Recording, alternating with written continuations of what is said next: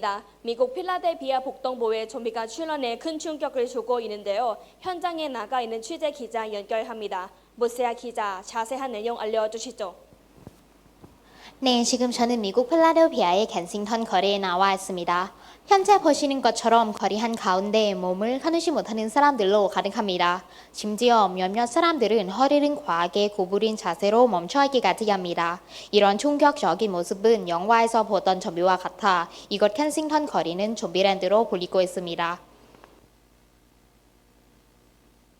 네, 정말 놀라운 상황인데 왜 이런 현상이 나타난 거죠?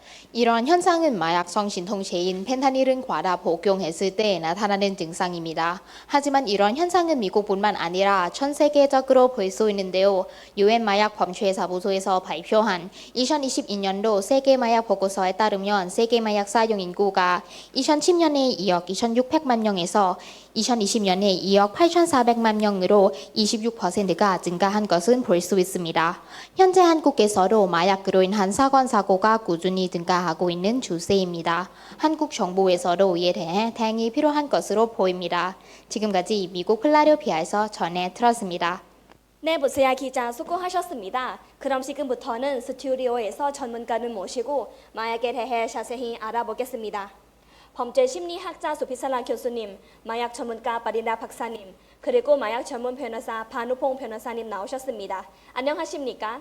안녕하세요.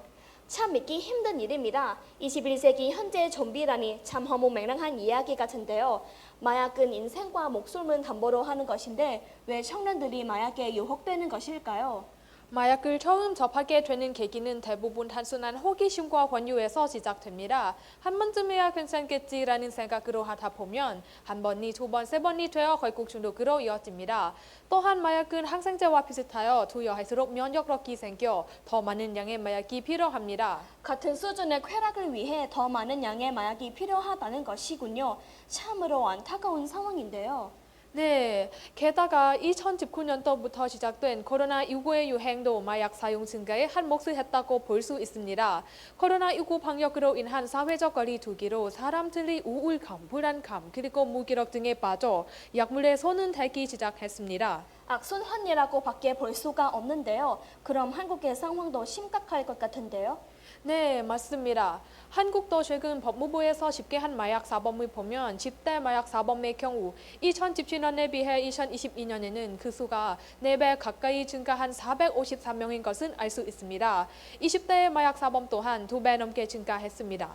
도대체 젊은 20대 청년들은 어떻게 마약을 구할 수 있었을까요, 박사님? 인터넷이 가장 큰 거래처입니다. 해외 사이트, 다크웹, SNS 등 법망을 쉽게 피할 수도 있고 판매자와 구매자의 대면 없이도 거래를 할 수 있다는 점에서 마약을 손쉽게 구할 수 있는 환경이 조성되었다고 볼 수 있습니다. SNS를 통해 마약을 구할 수 있다면 청년뿐만 아니라 청소년들도 쉽게 접근할 수 있다는 뜻인데 한국 마약 처벌 수위는 어느 정도입니까, 변호사님? 마약은 한순소지만 하는 것으로 1년 이상의 유기징역이 내려질 수 있으며 상습범의 경우 3년 이상의 유기징역에 처할 수 있습니다.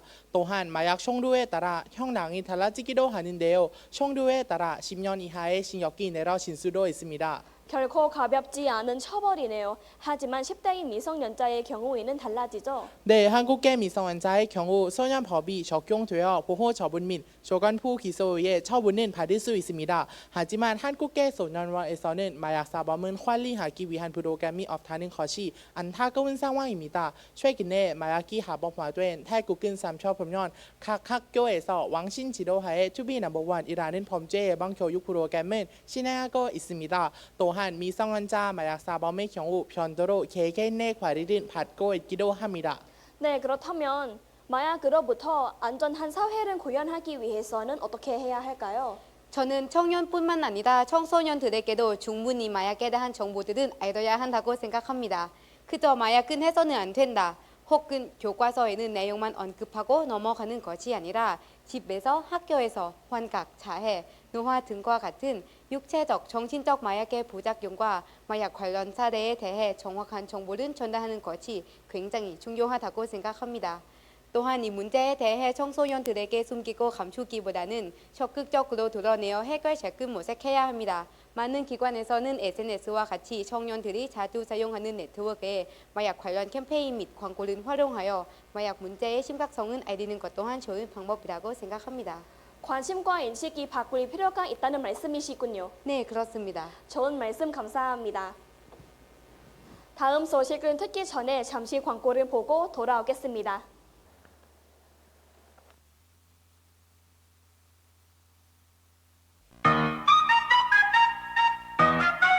야야, 할래?